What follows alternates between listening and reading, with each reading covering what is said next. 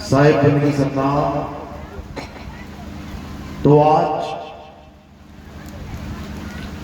परम पिता परमात्मा की अपार कृपा से हाजीपुर में ये मूल ज्ञान का सत्संग होने जा रहा है।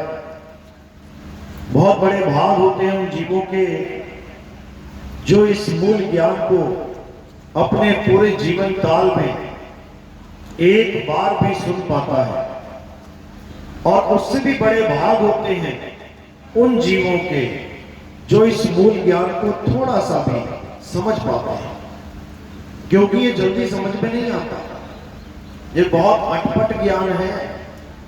साहिब कह रहे हैं अटपट ज्ञान कबीर का और झटपट लखा न जाए, और जो इसको झटपट लखे तो सब खटपट मिट जाए।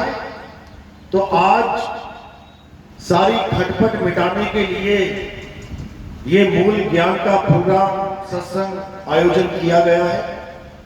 मालिक की अपार कृपा है जो आज इस मंच पे मूल ज्ञान के हर एक पहलू को समझाया जाएगा, मूल ज्ञान के हर एक भेद को समझाया जाएगा, और समाज में जितना भी झगड़ा फसाद दंगे परमात्मा के, अल्लाह के, वाहिगुरु के, गॉड के नाम पे हो रहे हैं, ये जितने भी नफरत के बीज हमारे दिलों में बोए जा चुके हैं, इन सब का खात्मा होगा और सब उस एक परमात्मा को जान पाएंगे जिसके हम सब बालक हैं। हम सबका परम पिता परमात्मा एक है कि अनेक है? एक है। हर धर्म में यही समझाया गया कि वो एक है, वो एक है, वो एक है, लेकिन हम उस एक के ही नाम पर अनेक पंथ, अनेक धर्म, अनेक संप्रदाय बना बैठे। कहते सब यही है कि वो एक है, लेकिन एक होना नहीं चाहते। तो आज उस एक का जिक्र करेंगे। आखिर वो एक है क्या? बोल तो सभी रहे हैं एक एक, लेकिन वो एक है क्या? तो आज उस पर विचार करेंगे। तो सत्संग शुरू करने से पहले परमात्मा के नाम पे जयकारा लगाएंगे। बोलिए परम पिता परमात्मा की, सतगुरुबंदी छोड़ कबीर साहिब की, सभी संतों की, सभी भक्तों की, गांव नगर बस्ती की, आज के आनंद की, सकल हंस को बंदगी साहेब बंदगी। तो कबीर साहब युगों युगों तक हमें समझाने के लिए इस धरातल पे आते रहे हैं। इस मृत्यु लोक में, इस काल भगवान की सृष्टि में वो अपने जीवों को चेताते रहे हैं। धीरे धीरे धीरे एक से दो, दो से चार, चार से जीवों को यहां से मुक्त कराते रहे हैं। उनका काम ही यही है, उनका काम ही बंधन से छुड़ाना है। इसीलिए उनका नाम बंदी छोड़ है, बंदी छोड़ है। लेकिन ये बंधन लगा कैसे? ये बंधन लगाया किसने? आज इस पे विचार करेंगे, और इस बंधन से छूटेंगे कैसे, इस पे भी विचार करेंगे। तभी हम यहां से मुक्त हो पाएंगे, अन्यथा इसी जन्म मरण में ये जीवन ऐसे ही चला जाएगा। तो कबीर साहब क्या समझा रहे हैं? अरे तीन लोग एक जेल है, पाप पुण्य दो जाल, सारा जग भोजन बना, खाने वाला काल। कबीर साहब समझा रहे हैं जिस दुनिया में तुम रहते हो, कहां रहते हो तुम लोग? कहां रहते हो? बिहार में? बिहार कहां है? भारत में? भारत कहां है? धरती पे? धरती कहां है? ब्रह्मांड में। तो तुम कहां रहते हो? ब्रह्मांड में। ब्रह्मांड का मतलब क्या है? ब्रह्म के द्वारा बनाया गया अंड। अंड यानी अंडाकार। देखो जरा ऊपर आसमान और नीचे देखोगे तो इस धरती के नीचे भी आसमान ही है। क्यों? क्योंकि आसमान में गेंद की तरह घूम रही है। जैसे चांद आसमान में है, चांद के ऊपर क्या आसमान, नीचे क्या आसमान, दाएं क्या आसमान, बाएं क्या आसमान। ये सारे ग्रह, ये सारे सूरज, चांद, सितारे, ये सब कहां घूम रहे हैं? उस अंडे में। हम सब कहां बैठे हैं इस वक्त? उसी अंडे में, उसी ब्रह्म के अंडे में बैठे हैं हम लोग। और इसी अंडे में पैदा हो रहे हैं, इसी अंडे में मरते जा रहे हैं, शरीर धारण कर रहे हैं, छोड़ते जा रहे हैं। इस अंडे से निकलने का किसी को तरीका समझ में नहीं आ रहा कि अगर इस अंडे से बाहर जाएं तो जाएं कैसे। इसलिए कई लोगों ने गाने तक बना डाले, जीना यहां मरना यहां और इसके सिवा जाना कहां। क्योंकि रास्ता ही भूल गए, अपने परमात्मा का घर ही भूल गए और इस अंडे में ही रहना स्वीकार कर लिया। सबने स्वीकार किया हुआ है। अपने अपने छोटे छोटे मकान बना के बैठे हैं। कुछ ज्यादा पैसा कमा लिया तो थोड़े बड़े मकान बना लिए, कुछ और ज्यादा पैसा कमा लिया तो बड़ी कोठियां बना ली, लेकिन स्वीकार अंडे में ही रहना कर दिया ना। आम भगत को छोड़ो, महात्माओं पे आ जाओ। ये जितने भी महात्मा, जितने भी आश्रम बने पड़े हैं, कहां बने हैं? ये इसी अंडे में है। ये आश्रमों के झगड़े, ये एक दूसरे का आश्रम हड़पा जा रहा है। गुरु को चेला विष पिला के गद्दी पे बैठ जा रहा है। कहां रह रहा है? इसी अंडे में है। इसी अंडे में सारा जगत पैदा हो रहा है, खप रहा है। इसी ब्रह्मांड का खेल है ये। लेकिन जो हमारा परमात्मा है, जो हमारे मालिक का घर है, वो इस पिंड अंड ब्रह्मांड में नहीं है, नहीं है। ये दुनिया किसी परमात्मा ने नहीं बनाई कि तुम सोचो किसी परमात्मा ने बनाई है हमारे रहने के लिए। बड़े शौक से रह रहे हो, बड़े शौक से सारी दुनिया के काम कर रहे हो, बड़े शौक से परिवार बना के इसी में रहना स्वीकार कर रहे हो। कोई जाने को तैयार नहीं है। आम आदमी छोड़ो, बाबा जी भी जाने को तैयार नहीं है। उसको भी कहो आज चले बाबा जी, अरे नहीं भैया अभी जीना है, अभी मौत नहीं चाहिए। सबके सब। क्यों? क्योंकि उन्हें पता ही नहीं है कहां जाना है। केवल ग्रंथों में पढ़ लिया कि एक सतलोक नाम की भी कोई जगह है। किसने बताया? कबीर साहब के ग्रंथों में आता है कि हम सब सतलोक से आए हैं और कहां आ गए? इस मृत्यु लोक में, इस काल के लोक में, जहां पर पल का भी भरोसा नहीं कि तुम्हारे साथ क्या हो जाए। तुम्हारा बच्चा स्कूल गया है, शाम को वापस आएगा, कोई गारंटी नहीं। तुम शादी के लिए जा रहे हो, बारात पहुंच पाएगी, कोई गारंटी नहीं। तुम घोड़े में बैठ गए हो, तुम दरवाजे तक पहुंच पाओगे, कोई गारंटी नहीं। ये ऐसी दुनिया है जहां पर किसी चीज की कोई गारंटी नहीं है।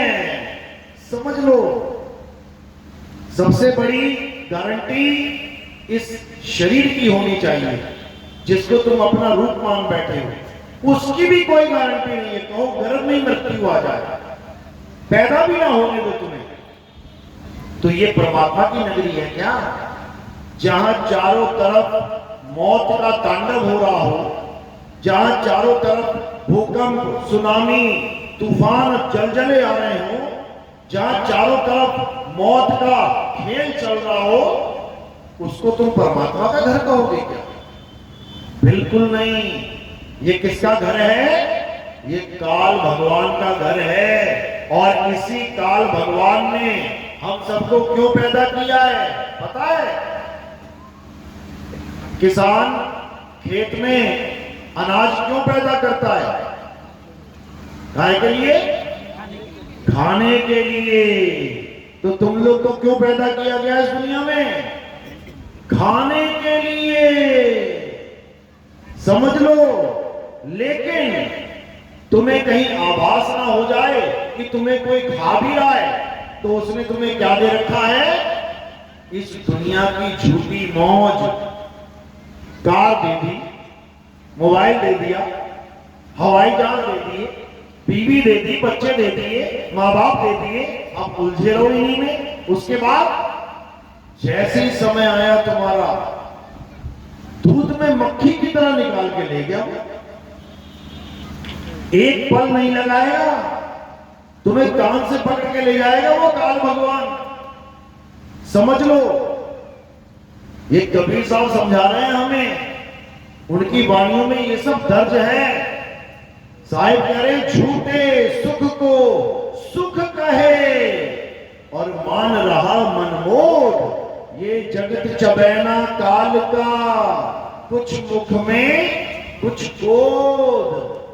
कुछ को तो गोदी में बैठा रखा है, क्यों? अभी नंबर आएगा उनका।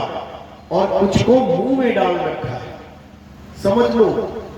तो अभी आखिरी मौका है, ये इंसान जन्म आखिरी मौका है ये समझने का कि करना क्या है, इस दुनिया में आए क्यों हैं, क्यों आए इस दुनिया में, इस दुनिया में क्यों आए?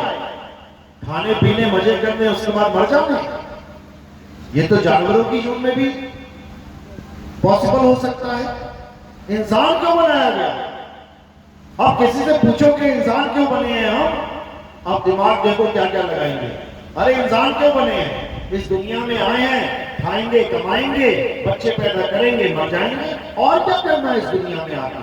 देखो कितना आसान सा रास्ता खोज लिया है। आए, शादी ब्याह किया, बच्चे बनाए, दादा दादी बन गए, मर गए। क्या यही करने के लिए आए थे? ये तो कुत्ता भी कर सकता है, ये तो गधा भी कर सकता है। आया, बच्चे पैदा किया, मर गया। तुम्हें इंसान जन्म क्यों मिला है? थोड़ा और ज्ञान ध्यान वाला आगे तो क्या कहेगा? अरे इस दुनिया में आए हैं खूब पैसा कमाने, बड़े बड़े मकान, बड़े बड़ी ऐशो आराम की जिंदगी जीने। अगर ऐसा हो जाए तो समझ लो हमारा जन्म सफल हो गया। अच्छा जी, खूब पैसा कमाया, खूब बंगले बनाए, खूब नोट बनाए, उसके बाद सड़क पे कुचल गया, ट्रक के नीचे आ गया, बंगला वहीं रह गया, पैसा वहीं रह गया, क्या फायदा हुआ उसका? क्या फायदा हुआ? क्या कुछ लेके जाएगा? एक पैसा नहीं ले जा सकता, लेकिन कुछ ना कुछ तो लेके जाना है यहां से। कबीर साहब ऐसे नहीं बोल रहे। कबीर सो धन संचिए जो आगे को होए, और सिर पे उठा के गाठड़ी जात न देखा कोई। आए तो तुम कुछ इकट्ठा करने के लिए हो, लेकिन तुम्हें ये पता ही नहीं है इकट्ठा क्या करना है। इसलिए तुम दुनिया का माल खजाना इकट्ठा करने में लग जाती हो, और वो भी लोगों का गला काट के, धोखा दे के। भाई भाई को धोखा दे रहा है, इसकी जमीन हड़प लो, उसकी जमीन हड़प लो, यहीं रह जाएगी जमीन, और सारा पाप का बोझा ले जाके तुम अगले जन्म में दुख भोगोगे। तो साहिब यही समझा रहे हैं कि तुम्हें जब तक ये पता नहीं लगा कि तुम्हारे आने का मुख्य उद्देश्य क्या है, तो तुम जन्म सफल कैसे करोगे? तुम्हें पता ही नहीं है तुम आए क्यों हो, तो काम पूरा कैसे करोगे? अब ये कैसे भूल गए हम? यही माया का खेल है। गर्भ में हम सबको याद था कि क्या करना है। साहिब समझा रहे हैं, गर्भवास में भक्ति कबूला और बाहर आके उसको भूला। गर्भ में सबको याद था, उल्टा लटका रखा था, हे प्रभु एक बार बाहर निकाल दो, तुम्हारी भक्ति करूंगा, माया में नहीं उलझूंगा। लेकिन जैसे ही बाहर आया, कौन प्रभु, कैसा प्रभु? हम खुद ही प्रभु हैं, हम खुद ही प्रभु हैं, खुद ही प्रभु बन के बैठा हुआ है। तो ये सब क्यों हो रहा है? क्योंकि हमें पता ही नहीं है हम काम करने आए क्या थे। इसीलिए मरते हुए हर आदमी रोता है। क्यों रोता है? क्योंकि जो काम करने आया था वो किया ही नहीं। टीचर ने होमवर्क दिया था बच्चे को, ये 4 लेसन पढ़ के आना है, नहीं तो ये डंडा देख ले। अब पूरा दिन खेलता रहा, घर जाके सो गया थक के, और जब सुबह उठा तो याद आया कि अब स्कूल जाना पड़ेगा भाई। अब कुछ याद तो किया नहीं है, तो टीचर के आगे खड़े होके डंडा खाना पड़ेगा भाई। अब लगा रोने, मम्मी पेट में दर्द है, अरे मम्मी दांत में दर्द है, अरे मम्मी सर में दर्द है।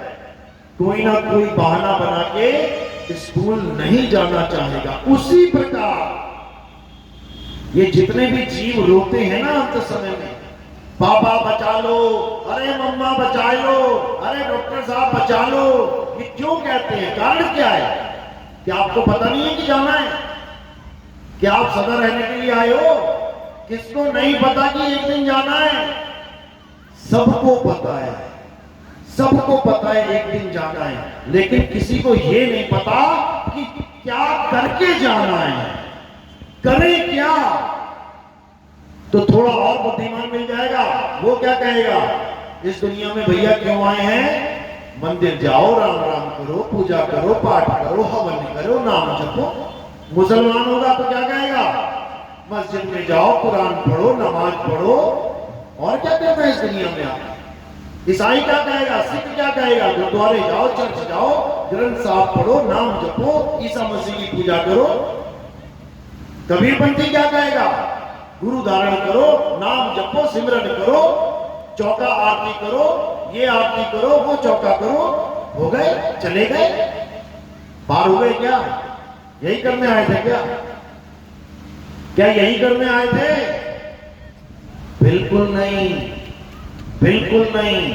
ये तो हमें पकड़ा दिया गया सामान। हिंदू धर्म में आ गए तो मंदिर पकड़ा दिया गया, चलो बेटा मंदिर चलना है। मुस्लिम धर्म में पैदा हो गए तो मस्जिद पकड़ा दी गई, चलो भैया नमाज पढ़ने चलना है। ईसाई में पैदा हो गए तो चर्च पकड़ा दिया गया, और सिखों में पैदा हो गए तो गुरुद्वारा पकड़ा दिया गया। कबीरपंथी में पैदा हो गए तो गुरु पकड़ा दिया गया। ये हमारे गुरुजी हैं बेटा, यही तेरे भी गुरुजी हैं, आगे उसके भी गुरुजी हैं। यानी एक वंशवाद चला दिया कबीरपंथ ने, जबकि ये सब हमने कुछ नहीं करना है, कुछ भी नहीं। हाँ, शुरुआत अच्छी है, मंदिर गए, मस्जिद गए, गुरुद्वारे गए, चर्च गए, किसी गुरु की शरण में गए, शुरुआत अच्छी है। इसलिए क्योंकि हमारी आस्था जुड़ी नहीं। हम किसी को भगवान मानते रहे, किसको मान रहे हैं ये नहीं पता किसी को, लेकिन मान रहे हैं।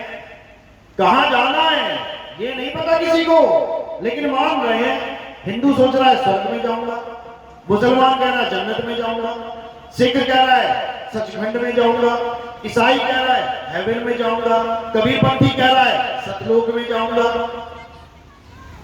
सब कहीं ना कहीं जाना तो चाहते हैं, लेकिन इनसे बस ये पूछ लो कि भैया स्वर्ग कितनी दूर है यहां से? जाने में टाइम तो लगेगा, जाने में साधन तो होगा। पैदल जाना है कि साइकिल पे जाएंगे? गुरुजी आगे बैठेंगे, साइकिल चलाएंगे, हम पीछे बैठेंगे, कुछ तो होगा। गुरुजी बाइक चलाएंगे, हम पीछे बैठेंगे, गुरुजी कार चलाएंगे, हम पीछे बैठेंगे।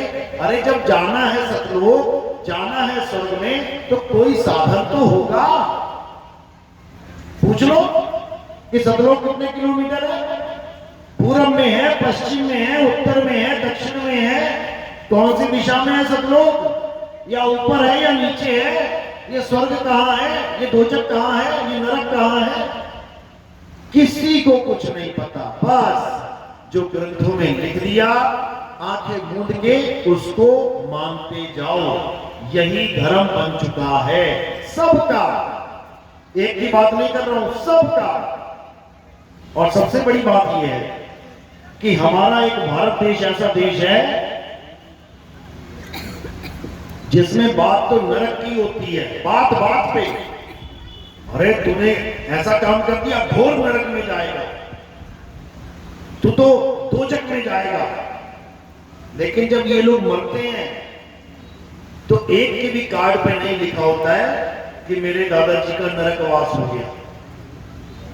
पूरे जीवन स्वर्ग नरक की कहानी चलती है, लेकिन भारत एक ऐसा देश है जहां पर कभी कोई नरकवासी होता ही नहीं है, होता ही नहीं। सारे स्वर्ग पहुंच रहे हैं बिना टिकट के, बिना टिकट वाले हैं। तो भाई ऐसा कुछ नहीं है, कोई स्वर्ग नहीं पहुंच रहा, कोई जन्नत नहीं पहुंच रहा, कोई सचखंड नहीं पहुंच रहा, यही पलट पलट के उल्टे होके वापस आ रहे हैं। ये तभी आबादी बढ़ी हुई है, वरना निकल गए होते सारे, समझ लो। तो साहिब क्या कह रहे हैं? कह रहे हैं अनजाने को स्वर्ग नरक है, हरि जाने को नहीं, और जिस भव से सब लोग डरते हैं सो भय हमरे नाही। साहिब कह रहे हैं अनजाने को स्वर्ग नरक है, जिसको बेचारे को यही नहीं पता जाना कहां है, वो कभी स्वर्ग और नरक की आस लगा के बैठता है। और उसको स्वर्ग पहुंचाने वाले भी बड़े शातिर हैं। वो क्या करते हैं? बेटा 51,000 रुपया दो, उसके बाद बर्तन दो, उसके बाद कपड़े दो, पूरे गांव को भोजन कराओ, अब समझ जाओ कि तुम्हारा लड़का स्वर्ग पहुंच गया। बताओ ऐसे स्वर्ग पहुंचते हैं क्या? हमने तो सुना था अच्छे अच्छे काम करो, लोगों का भला करो, पुण्य करो, तब जाकर कहीं स्वर्ग की प्राप्ति होती है। कुछ समय के लिए पुण्य क्षीण हो जाते हैं, वापस दुनिया में आ जाता है। वही हाल कबीरपंथियों का भी हो गया है। नाम जप के मुक्ति नहीं मिलेगी, नाम जप के सतलोक नहीं मिलेगा। कैसे मिलेगा? चलावा आरती करके, चलावा चौका करके। अरे भाई, अगर चलावा चौका करके ही सतलोक जाएंगे तो फिर नाम किस मर्ज की दवा है? फिर नाम क्या चीज है? फिर नाम की महिमा क्या रह गई? फिर तो नाम जपो ना जपो, चलावा चौका करो और पहुंचा दो सब लोग। ऐसा कुछ नहीं होता भाई, किस भरम में पड़ गए। कबीर साहब नाम की महिमा गा रहे हैं कि जब तुम्हें नाम मिल जाएगा, सार शब्द मिल जाएगा, तो काल भगवान तुम्हें सिर पे बैठा के सतलोक पहुंचाएगा, सिर पे बैठा के सतलोक पहुंचाएगा। वो उसकी ड्यूटी है ये। तो कबीर साहब क्या कह रहे हैं? अरे सार शब्द आए जेही विधि हाथा, तेही विधि काल नवावे माथा। वो सिर झुकाएगा, तुम उसके सिर पे चढ़ जाओगे और तुम्हें वो सतलोक से छोड़ के आएगा। ये भेद की बात है, ये मत समझना असली वाला कोई काल आएगा ऐसे और तुम उसके सिर पे चढ़ जाओगे। ये गुप्त भेद हैं। मूल ज्ञान में इन गुप्त भेदों का ही खुलासा किया जाता है। साहिब क्या कह रहे हैं? अरे काल के सिर पे पाँव दे, सतगुरु के उपदेश, साहिब बाह पकड़ के ले चले अपने देश। यानी जब तक तुम काल के सिर के ऊपर पैर नहीं रख देते, तब तक तुम सतलोक कभी जा ही नहीं सकते। जितने मर्जी चौका करते रहो, एक भी सतलोक पहुंचने वाला नहीं है। उसका कारण है क्योंकि सतलोक पहुंचने का एक ही जरिया है और वो है नाम। बिन नामे जग कमला फिरै, गुरमुख नदरी आया। बिना नाम के सब परमात्मा को पाना चाहते हैं, एक भी नहीं पा सकता, एक भी। अब ये नाम क्या चीज है? आप लोग सोचेंगे नाम, हाँ हाँ हमारे पास है, हमें गुरुजी ने नाम दिया, हमें पंडित जी ने नाम दिया, हमें मौलाना जी ने नाम दिया, हमें सरदारों ने, भाइयों ने नाम दे दिया, हमें किसी पादरी ने नाम दे दिया। बिल्कुल नहीं। कबीर साहब कह रहे हैं नाम एक नहीं है जो तुम पकड़ के बैठे हो, यानी बोलने वाले नाम, किसी भाषा वाले नाम। कबीर साहब कह रहे हैं यहां पर दो प्रकार के नाम हैं। कौन कौन से? एक बोलने वाले, हिंदी के, पंजाबी के, उर्दू के, फारसी के, जो तुम मुंह से भाषा बोल पाओ। अभी तुम कौन से नाम जप रहे हो? कौन सी भाषा के? हिंदी भाषा के। गुरु जी ने हिंदी में नाम दे दिए, पंडित जी ने हिंदी में नाम दे दिए। क्यों? हिंदुस्तानी हो इसलिए। अब अमेरिका से कोई आया तो गुरु जी क्या करेंगे? अब अंग्रेजी में नाम देंगे, वो कहेगा हिंदी वाले ना लेता मैं। अब चाइना से कोई आ गया मुक्ति के लिए कि कबीर पंथ में मुक्ति मिलती है, हाँ चलो बैठ गया बेचारा, अब उसको कह रहे हैं पहले ये नाम रट, ये नाम जप। कितना? ये इतना लंबा नाम देते हैं। अजर नाम, अमर नाम, अभी नाम, पताल सप्त सिंधु नाम, ये नाम, हंस का काम, खोलो कुंजी, खोलो कपाट। तो चाइनीज क्या कहेगा? भैया हमें मुक्ति नहीं चाहिए। वो कभी याद ही ना कर पाएगा इस चीज को, और याद भी करेगा तो समझ नहीं पाएगा। अब तुम चाइना में जाके किसी गुरु से नाम दीक्षा ले लो तो तुम्हें क्या बताएगा वो? करो चियो म्यू पियो पियो, उसकी भाषा ही यही है। तुम कहोगे यार ये क्या दे दिया भाई, इससे मुक्ति होगी। अरे तुम्हारे लिए वो ऐसी है, उनके लिए ये ऐसी है। वो चाइनीज कहेगा ये क्या बड़बड़ा रहे हैं, ये क्या बोल रहे हैं, इससे मुक्ति होगी? कभी नहीं होगी। इसीलिए कबीर साहब समझा रहे हैं कि जब तुम्हारे जीवन में भेदी गुरु आएगा, तुम्हें नाम की महिमा बताएगा। नाम होता क्या है, क्या होता है नाम, अच्छे से समझना है। कबीर साहब समझा रहे हैं, एक नाम को जान के और दूजा दे बहा, चंचल से नहीं चल भया, नहीं आवे नहीं जा। कह रहे हैं एक नाम को जान के। कौन से नाम को जान के? सतनाम।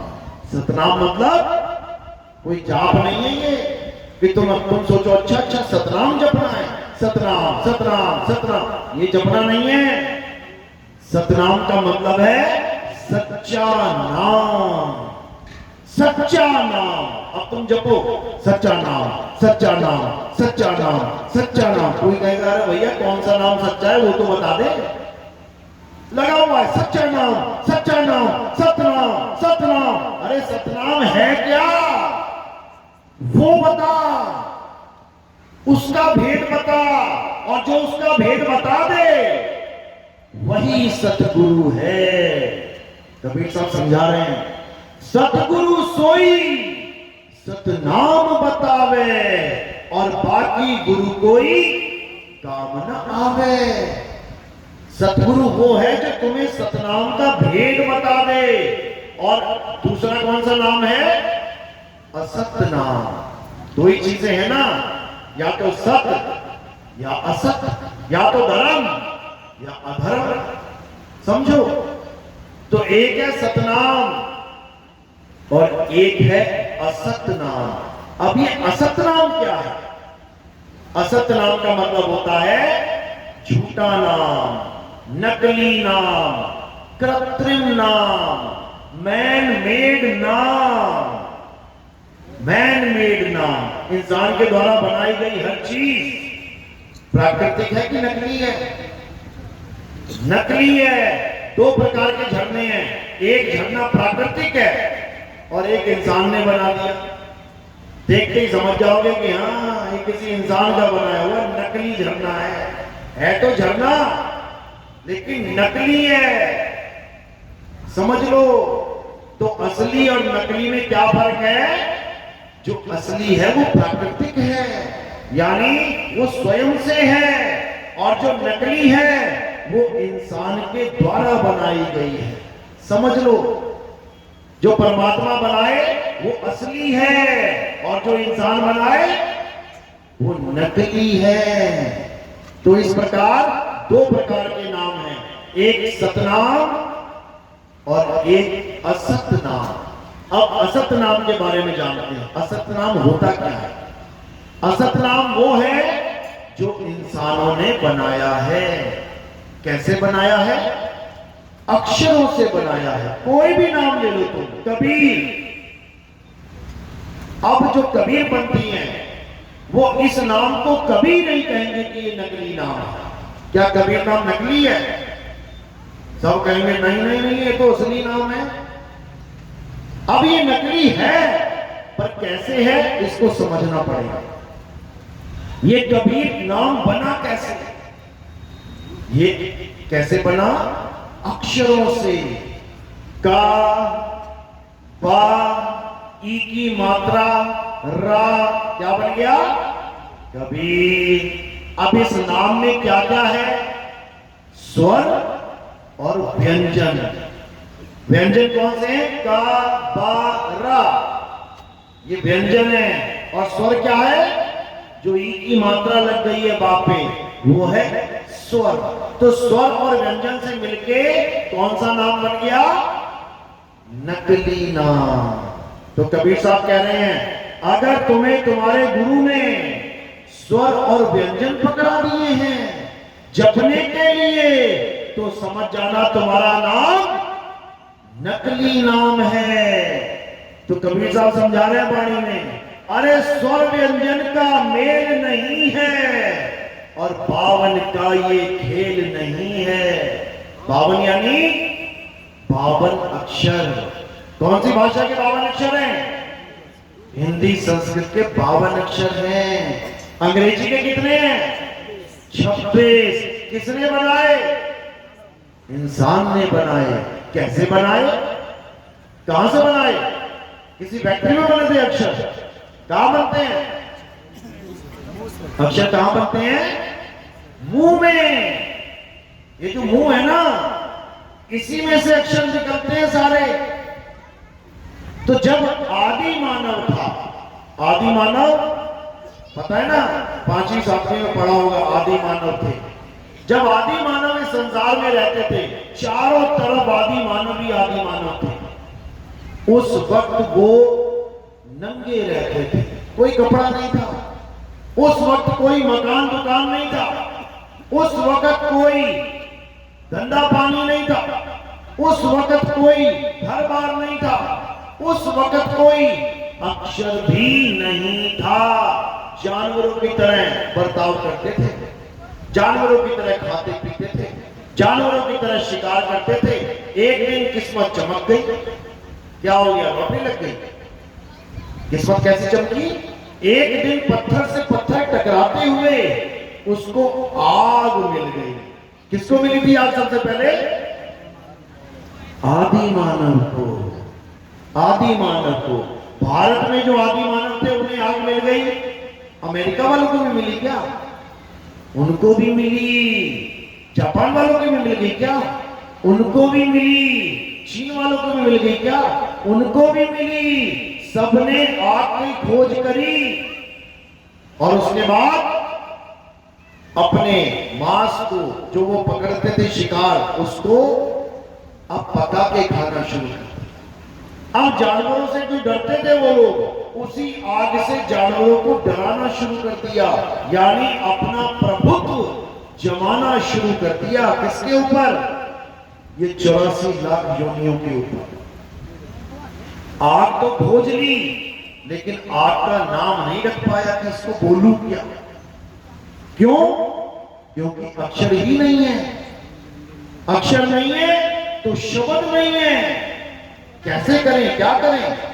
तो धीरे धीरे बुद्धि विकसित होती गई और आदि मानव ने फिर अक्षरों की खोज करी। कहीं पढ़े नहीं मिले उसे कि वो खोज रहा था, पढ़े मिल गए। कहां से मिले? इसी मुंह में से।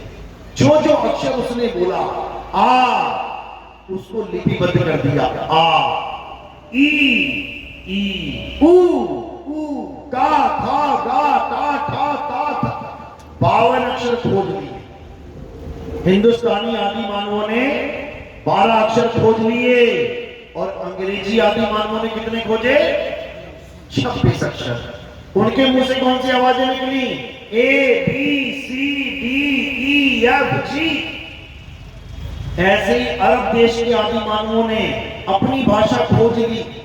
अलिफ, बे, ते, पे, से, हे। ऐसे ही पंजाबियों ने पंजाबी भाषा के अक्षर खोज लिए। ऊड़ा, एड़ा, ईड़ी, हा, हा, सस्सा, टक्का, धक्का। सब लोगों ने अपनी अपनी भाषा के अक्षर खोज लिए। उसके बाद क्या किया? जो भी उन्हें दिखाई दिया उसका एक नाम रखना शुरू कर दिया। पेड़ दिखाई दिया, पेड़ का नाम रख दिया। पानी दिखाई दिया, पानी का नाम रख दिया। धरती दिखाई दी, धरती का नाम रख दिया। और अपने पूरे समाज में पढ़ाना शुरू कर दिया, ताकि कल को मैं कहूं कि शेर आया तो बिना देखे समझ जाए मैं किसकी बात कर रहा हूं। अभी कोई कहे सांप है, सांप है, देखेगा कोई नहीं, सब भागना शुरू कर देंगे। क्यों? क्योंकि सबको पता है सांप क्या होता है। क्यों? बचपन में पढ़ चुके हैं। इसी प्रकार हर देश के आदि मानव ने अपनी अपनी देश में जो भी चीज दिखाई दी उसका नाम रखना शुरू कर दिया। अच्छा किया कि बुरा किया? अच्छा किया, भाषा का विस्तार हो रहा है। हिंदुस्तानी ने पेड़ का नाम रखा पेड़, अंग्रेजी ने रख दिया ट्री। हिंदुस्तान के आदिमानव ने नाम रखा पानी, अंग्रेजी ने रख दिया जल वाटर। हिंदुस्तान वाले ने रखा हवा, अंग्रेजी ने रख दिया एयर। हिंदुस्तान वाले ने रखा आसमान, अंग्रेजी ने रख दिया स्काई। हिंदुस्तान वाले ने रखा आदमी, अंग्रेजी ने रख दिया मैन। हिंदुस्तान वाले ने रख दिया औरत, अंग्रेजी ने रख दिया वुमेन। यानी एक ही चीज के अलग अलग नाम सारे संसार में चलने लगते हैं। आज भी तुम किसी देश में जाओगे तो वहां की सारी भाषा चेंज पाओगे। तुम पूछोगे आदमी को क्या कहते हैं, मिट्टी को क्या कहते हैं, पत्थर को क्या कहते हैं, पानी को क्या कहते हैं, रोटी को क्या। हर देश में अलग भाषा। किसकी वजह से? इन अक्षरों की वजह से। अब कबीर साहब क्या समझा रहे हैं? अब कबीर साहब समझा रहे हैं कि इन अक्षरों के द्वारा एक ही वस्तु के कई कई नाम रख दिए इस इंसान ने। ये जो पानी है ना, क्या है इस ग्लास के अंदर? इस ग्लास के अंदर क्या है? कोई कहेगा पानी है, कोई कहेगा जल है, कोई कहेगा वाटर है, कोई कहेगा नीर है, कोई कहेगा तोय है। लेकिन असल में इसके अंदर है क्या? H2O। इसके अंदर क्या है? एक तरल पदार्थ है जो दो गैसों के मिश्रण से बना है। हाइड्रोजन के दो मॉलिक्यूल, ऑक्सीजन का एक मॉलिक्यूल, ये बॉन्ड बना तो क्या बन गया? ये तरल पदार्थ। अब इसका नाम पानी नहीं है, ये तो हिंदुस्तानियों ने रख दिया है। जब आदि मानव ने पहली बार तालाब में पानी देखा, उसके ऊपर लिखा हुआ था पानी। कैसे रख दिया नाम उसने? उसने अपने बुद्धि विवेक से रखा ये नाम कि इसका नाम पानी रखेंगे, सबको पढ़ा दिया। इसी प्रकार किसी भी चीज पे आप देखोगे कोई नाम नहीं लिखा। पेड़ के ऊपर पेड़ नहीं लिखा, हवा के ऊपर हवा नहीं लिखा, खंबे के ऊपर खंबा नहीं लिखा, लेकिन सारे नाम आपके दिमाग में फीड कर दिए गए हैं। समझ लो। अब यही H2O के 5 नाम हैं जो हम जानते हैं और सैकड़ों नाम जो हम नहीं जानते। जल, वाटर, नीर, तोय, पानी, ये सारे नाम अलग अलग हैं, लेकिन वस्तु एक है। अब ये जो एक वस्तु है, असल में यही वो असली चीज है जिससे हम सबका गला गीला होता है। इंसान पिएगा तब भी गीला होगा, गाय, बैल, बकरी, घोड़ा पिएगा तब भी गीला होगा, क्योंकि इसका काम ही गीला करना है। अब एक तो हो गया ये असली पानी जो गिलास के अंदर है, अब एक नकली पानी भी है। नकली पानी कहां है? नकली पानी कहां है? नकली पानी है तुम्हारे मुंह में, जो तुम्हारे मुंह से बाहर निकल रहा है। देखो, पानी पानी पानी कहां से निकल रहा है? मुंह से निकल रहा है, बाहर की तरफ जा रहा है। ये नकली है और असली वाला बाहर से अंदर की तरफ जाता है। ये असली है, समझ लो। असली और नकली में फर्क समझ लो। असली पानी बाहर से अंदर जाता है और नकली पानी अंदर से बाहर आता है। अब तुम्हें पानी पीना है क्योंकि प्यास लगी है और तुम्हें पानी मिल नहीं रहा क्योंकि भेद नहीं पता। अब तुमने गुरु धारण कर लिया क्योंकि तुमने सुना था कि गुरु जी ज्ञानी होते हैं। अब तुम्हें गुरु जी ऐसे मिल गए जिन्होंने पानी पीना तो बताया नहीं और पानी पानी पानी पानी जपने में लगा दिया। यानी तुम्हें परमात्मा तो बताया नहीं कि वो कहां है, तुम्हें परमात्मा का नाम जपवाने में लगा दिया। जपो बेटा, सतनाम सतनाम, कबीर कबीर, सत साहिब, राम राम, अल्लाह अल्लाह, वाहिगुरु वाहिगुरु। सारे नाम तुम्हें गुरुओं ने दिए हैं। गुरुओं ने दिए तुम्हें नाम। देना क्या था? परमात्मा। और दे क्या दिया? नाम। पिलाना क्या था? पानी। और पकड़ा क्या दिया? नाम। तो अब दो नाम हो गए तुम्हारे पास, एक तो ये असली नाम और एक ये नकली नाम। तो कबीर साहब क्या कह रहे हैं? एक नाम को जान के दूजा दे बहार, और चंचल से नीचल भया नहीं आवे नहीं जा। यानी सत्य वस्तु को पकड़ लिया, अब नाम जपने की कोई जरूरत नहीं है। पानी का घूंट पी लिया बिना ये जाने कि इसको क्या कहूं, तुम्हारा गला गीला हो जाएगा। तो यही कबीर साहब समझा रहे हैं कि गुरु वो होता है जो हमें परमात्मा का ज्ञान देता है, परमात्मा का नाम नहीं देता। कि तुम परमात्मा का नाम देने वाले को गुरु मान बैठे हो। नाम देने वाले घने घूम रहे हैं, करोड़ों घूम रहे हैं। समझ लो, ये नाम मंत्र कबीर पंथ का खेल नहीं है। कबीर साहब बीजेपी में समझा रहे हैं, अरे घर घर मंत्र देत फिरत हैं, ये माया के अभिमाना, और गुरुआ सहित शिष्य सब बूढ़े, अंतकाल पछताना, साधो देखो ये जग बौराना। कहते घर घर मंत्र देत फिरत हैं, घर घर जाके परमात्मा का नाम दे रहे हैं। बेटा ये जप ले, 2 घंटा जप ले, 3 घंटा जप ले। और देना क्या था? उस परमात्मा का भेद बताना था, उस परमात्मा की जागृति करवानी थी। अरे घट में पड़ी वस्तु नहीं सूझे, और बाहर ढूंढने जासी, जल में मीन प्यासी, मोह देखते आवे हंसी।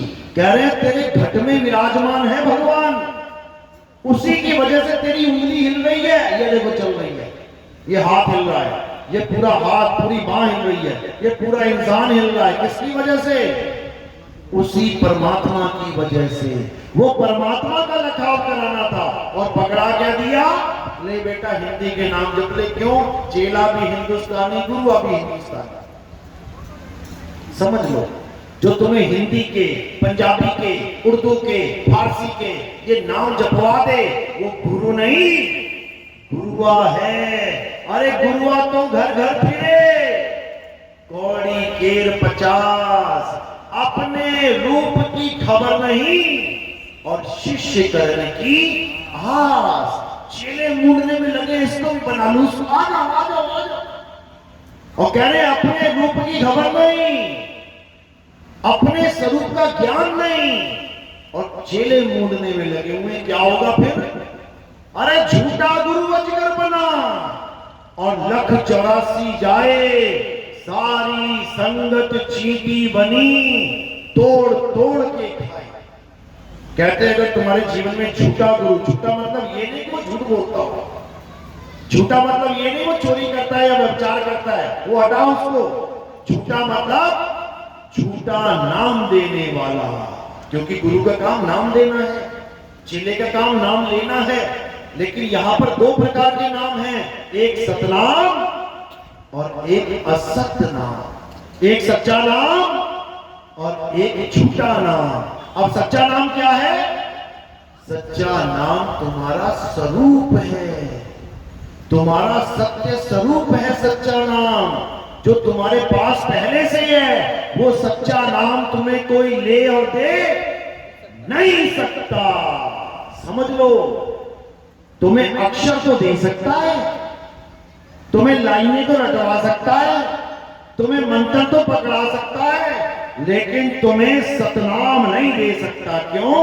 सतनाम पहले से ही सब घटों में विराजमान है। साईं समझा रहे हैं, सब घट मेरा साइया, सुनी सेज न कोए, और बलिहारी व घट की जिस घट परगट होए। कहते हैं गुरु ने जब शब्द का लखाव करा दिया, गुरु ने जब सतनाम का भेद बता दिया, और तुम सतनाम का सिमरन करने लगे, जाप नहीं। जाप और सिमरन, इसमें बहुत बड़ा भेद है। कबीर साहब ने हमेशा सिमरन की बात करी है। सिमरन का मतलब क्या होता है? स्मरण करना। स्मरण का मतलब क्या होता है? याद करना, किसी को याद करना, जपना नहीं, नाम जपना नहीं। एक ऑटो वाला तुम्हें यहां छोड़ के चला गया, तुम ऑटो वाले को याद कर सकते हो, लेकिन तुमने उसका नाम ही नहीं पूछा, तो नाम कैसे जपोगे? तुम ऑटो वाले को याद तो कर सकते हो, लेकिन उसका नाम नहीं जप सकते, क्योंकि नाम तुमने पूछा ही नहीं। यानी नाम जपना और याद करना, इसमें जमीन आसमान का फर्क है। लेकिन अज्ञानी जीव समझ ही नहीं पाता कि मैंने जो नाम लिया है वो असली भी है कि नकली। क्यों? चेले देखता, अरे इतने चेले बैठे हैं, जो गुरुजी ने दिया होगा असली होगा। कभी पूछा किसी चेले ने नाम लेते हुए कि गुरुजी जो नाम दिया है ये सच्चा भी है कि झूठा है? एक भी हाथ खड़ा कर दो जिसने पूछा हो। जबकि तुम बैंगन लेने जाते हो, तुम गाजर लेने जाते हो, तुम कोई सामान लेने जाते हो, तुम पंखा लेने जाते हो, क्या पूछते हो? भैया चलेगा तो ठीक ना? 500 रुपए का पंखा लेने जाते हो तो उससे गारंटी पूछते हो, चलेगा तो ठीक ना? दे देता वो भी गारंटी, हाँ 1 साल तक ठीक चलेगा। और हम तसल्ली करके ले आते हैं। 500 रुपए की चीज लेने के लिए हमें गारंटी चाहिए कि नकली ना मिल जाए, असली ही चाहिए, बढ़िया ही चाहिए। और ये आत्मा जिसको सुपुर्द कर रहे हो, ये आत्मा जिसको सुपुर्द कर रहे हो, जिसके चरणों में धर रहे हो, कभी उससे भी पूछ लो कि गुरुजी जो नाम दिया है ये सच्चा है कि झूठा है? क्योंकि किसी को पता ही नहीं है कि सच्चा नाम होता क्या है, झूठा नाम होता क्या है। जो मिल गया ले लो। इसीलिए कबीर साहब को आना पड़ता है संसार में। कबीर साहब यहां कोई नाम जपवाने नहीं आते कि ये नाम जप लो, वो नाम जप लो। कबीर साहब के आने से पहले ही बहुत लोग नाम जप रहे हैं। ये सतयुग द्वापर त्रेता बीत गया नाम जपते जपते, मंत्र जपते जपते। कबीर साहब यहाँ पे मंत्र जपवाने नहीं आते, तो क्या करवाने आते हैं? मंत्र छुड़वाने आते हैं। मंत्र छुड़वाने आते हैं, समझ लो। तो साहिब समझा रहे हैं, अरे मुंह को कहां ढूंढे रे बंदे, मैं तो तेरे पास में, ना मंदिर में, ना मस्जिद में, ना काबे कैलाश में, अरे नाम है जप में। क्या कर रहे हो आप लोग? जप ही तो कर रहे हो। और कबीर साहब मना कर रहे हैं, बेटा गलती मत कर देना। नाम है जप में, नाम है तप में, ना एकांत निवास में। अरे खोजी होए तुरंत मिल जाऊं, एक पल की तलाश में। और कहे कबीर सुनो भाई साधो, मैं तो हूं विश्वास में। कहते हैं गुरु धारण कर, कौन सा? जो ये सारे नाम मुंह से निकलने वाले, ये झूठे नाम छुड़वा दे। झूठा क्यों बोला जाता है इसको? ये ग्लास में पानी है, अगर इसमें कोई मुंह ना लगाए तो क्या ये झूठा होगा? नहीं। अब जैसे मुंह लगा दिया, अब ये झूठा हो गया। क्यों? रोटी पड़ी है, खाना पड़ा है, बिल्कुल साफ सुथरा है, किसी ने रोटी उठा के काट के मुंह से फिर रख दी, अब क्या हो गई? वो झूठी हो गई। क्यों? क्योंकि जहां पर ये जुबान और थूक लग जाए वो चीज झूठी हो जाती है। तो जितने भी तुम बोल रहे हो नाम, क्या जुबान के बिना बोल रहे हो? क्या बिना जुबान, बिना थूक के बोल रहे हो? ये सारे नामों में थूक लग लग के जा रहा है, इसलिए सारे नाम झूठे हैं। केवल सतनाम ही वो नाम है जिसमें ये जीव और थूक नहीं लगते। कबीर साहब समझा रहे हैं, अरे होठ कंठ लागे नहीं और जीवा नहीं उच्चार, गुप्त वस्तु जो लखे सो निज हंस हमार। ये वस्तु का ज्ञान है मेरे भाई, ये इन नाम जपने का ज्ञान नहीं है। कबीर साहब खंडन करते हैं इन नाम जाप का। क्या कह रहे हैं कि मेरे ही वेश में, मेरे ही सफेद कपड़ों में काल के दूत भी घूम रहे हैं। कैसे पहचानोगे वो काल के दूत हैं? अरे मेरे वंश की छाप लगा के बैठे हैं कि मेरे ही वंश से हैं। कैसे पहचानोगे कि वो काल के दूत हैं? क्या मीटर है, 4 बोर्ड लगे हैं, उसमें करंट है कि नहीं है, कैसे पता लगेगा? उंगली डाल के देखोगे क्या? टेस्टर से। तो टेस्टर क्या दिया कबीर साहब ने? कैसे पहचानेंगे कि काल का दूत है? अगर तुम्हें वो 52 अक्षरी नाम दे रहा है जपने के लिए तो समझ जाना वो काल का दूत है। और अगर वो ये 52 अक्षरी नाम छुड़वा रहा है तो समझ जाना वो दयाल का दूत है। साहिब ने वाणी बोली है, कहते जो नर पड़े 52 के फेरा सो नर जानो काल का चेहरा। जब 52 का टूटे डोरा सहजे छूटे काल झकोरा। फिर नहीं आए फिर नहीं जाए सार शब्द में रहे समाये। कहते हैं ये 52 अक्षरी नाम लेने वाले ही काल के 12 पंथ हैं। अरे 12 पंथ काल फुरमाना, भूले जीव न जाए ठिकाना। 13वें पंथ हम ही चले आए, सब पंथ मेट के एक पंथ चलाए। कहते जब मैं आऊंगा सब पंथों को मेट दूंगा, एक कर दूंगा। कैसे करेंगे एक कैसे करेंगे? पहले ये जानना पड़ेगा अनेक कैसे हो गए। एक तो बाद में करेंगे, पहले ये पता लगे हम अनेक कैसे हो गए, किसकी वजह से हो गए। मैं हिंदू, मैं मुस्लिम, मैं सिख, मैं ईसाई, मैं कबीर पंथी, मैं नानक पंथी, मैं धर्मदास पंथी, मैं दादू पंथी, मैं फलाना पंथी, मैं ढिकाना पंथी। अलग कैसे हुए? सब कह रहे हैं परमात्मा एक है, एक है, एक है, लेकिन जो कह रहे हैं कि परमात्मा एक है वही अनेक हुए बैठे हैं। किसकी वजह से अनेक हुए? इस जुबान की वजह से। किसकी वजह से? इस जीव की वजह से। अगर ये जीव ना होती तो क्या होता? कोई अक्षर ना होता। अक्षर ना होता तो कोई कह ही नहीं पाता कि मैं हिंदू हूं। क्यों? हिंदू बोलने के लिए उसे अक्षरों की जरूरत पड़ेगी। हा ई की मात्रा आधा ना, दा उ की मात्रा हिंदू। जीव की वजह से हो गया ये। अब कोई कह रहा मैं मुसलमान हूं, किसकी वजह से? इन जीव की अक्षरों की वजह से। अगर ये काका गागा ना बनाई होती, ये अक्षरों की खोज ना होती, बताओ तुम्हारा नाम क्या होता? बताओ तुम्हारे पिताजी का नाम क्या होता? बताओ तुम्हारे देश का नाम क्या होता? बताओ तुम्हारे धर्म का नाम क्या होता? बताओ तुम्हारी जात का नाम क्या होता?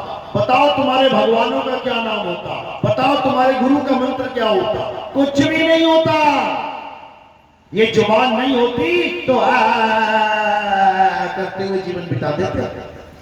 ये केवल जुबान की वजह से ये तुम इतने महान बने बैठे हो। मैं ऊंची जात ब्राह्मण, मैं नीची जात चमार। अच्छा, अगर ये काका गागा ना होते तो पा फा बा भी ना होता तो ब्राह्मण का बा कहां से लाते? और चा छा जा ना होता तो चमार का चा कहां से लाते? क्षत्रिय का छा कहां से लाते? शूद्र का शा कहां से लाते?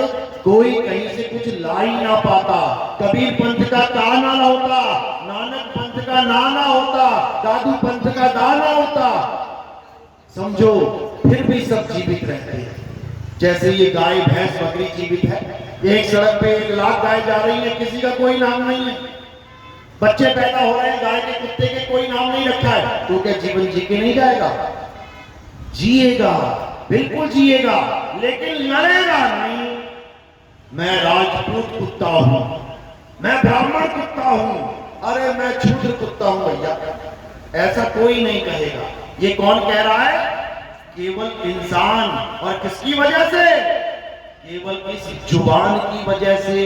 इसीलिए कबीर साहब समझा रहे हैं, अरे 52 अक्षर जीव आधारा और आदि अक्षर जीभ्या से न्यारा, वाही को सत सिमरन कहिए, सिमर सिमर नर उतरो पारा। ये नहीं जपने हैं कि गुरुजी से नाम ले लिया हिंदी वाला और लग गए जपने, मिल जाएगा परमात्मा, कुछ नहीं मिलेगा। इसीलिए साहिब ने बार बार समझाया, ये जाप छोड़ दो और असली वस्तु से चित जोड़ लो। मदन साहिब क्या कहते हैं? सोई गुरु पूरा कहावे, जो 2 अक्षर का भेद बतावे, एक छुड़ावे एक लखावे, तब प्राणी निज घर को जावे। अगर परमात्मा ना मिलने का कोई कारण संसार में है तो वो क्या है? नाम जाप। तुम नाम जप रहे हो, इसीलिए वो नहीं मिल रहा है, इसीलिए नहीं मिल रहा है। तुम प्यासे क्यों हो? क्योंकि तुम पानी पीने की जगह पानी पानी का नाम जाप कर रहे हो। सारी उम्र करते रहो, क्या होगा? पानी कभी नहीं मिलेगा। इसीलिए कबीर साहब कह रहे हैं, अरे धन धन कहे जो धनिया होए, तो निर्धनिया रहना कोई। अगर धन धन धन धन कहने से धन मिल जाए तो समझ जाना कि राम राम राम राम कहने से राम मिल जाएगा। अल्लाह अल्लाह अल्लाह अल्लाह कहने से अल्लाह मिल जाएगा। वाहिगुरु वाहिगुरु वाहिगुरु जपने से वाहिगुरु मिल जाएगा। मिल जाएगा क्या? कभी नहीं मिलेगा। इसीलिए कबीर साहब ने कहा, ना मैं जप में, ना मैं तप में, और ना एकांत निवास में। परमात्मा को पाने के लिए किसी नाम जाप की जरूरत नहीं है, नहीं है। किसी तपस्या की जरूरत नहीं है। शरीर को कष्ट देने की जरूरत नहीं है। व्रत उपवास करने की जरूरत नहीं है। पूर्णमासी का जो व्रत रखते हैं वो व्रत रखने की जरूरत नहीं है।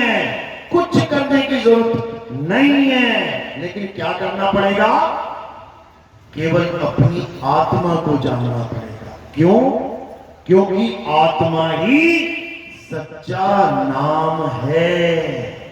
ये आत्म तत्व ही वो वस्तु है जो सबके घट में विराजमान है। आत्मा का नाम सुना है ना सबने? किस किसने सुना? हाथ खड़ा करो। आत्मा किसी ने नहीं सुना? यहां पर नहीं भी उठाओगे ना तब भी पता है सुना हुआ है। आत्मा का नाम सबने सुना है। अपनी अपनी आत्मा लेके आए हो सब। किसी की घर में तो नहीं रह गई? साइकिल चलाते हो कहीं गिर पड़ी हो, तुम बिना आत्मा के यहां पहुंच गए, ऐसा तो नहीं है ना? सबके पास आत्मा है। पक्का? हाथ लगा के चेक कर लो जरा एक बार, देख लो। हाथ लगा के चेक करो ना। बिल्कुल अच्छी बात है, सही बात है। हाथ उठ भी गया ना, इसका मतलब आत्मा है। ये हाथ उठा है आत्मा की वजह से। अगर आत्मा शरीर छोड़ देती तो तुम उठ जाते, फिर तुम्हें 4 लोग उठा लेंगे। अभी तुम्हें आत्मा ने उठा रखा है। तो इसी आत्मा की वजह से सब चल रहे हैं, सब खड़े हैं, सब बोल रहे हैं, सब नाम जप रहे हैं, सब पूजा पाठ कर रहे हैं, इस आत्मा की वजह से। लेकिन इस आत्मा का ही हमें ज्ञान नहीं है। इस वस्तु का ही हमें ज्ञान नहीं है, जिसकी वजह से हम सब कुछ कर रहे हैं।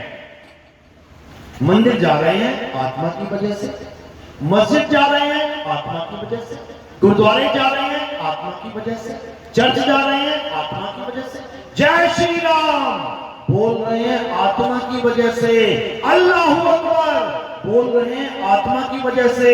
सत श्री अकाल बोल रहे हैं आत्मा की वजह से। और कबीरपंथी क्या बोलते हैं? जय सतनाम आत्मा की वजह से।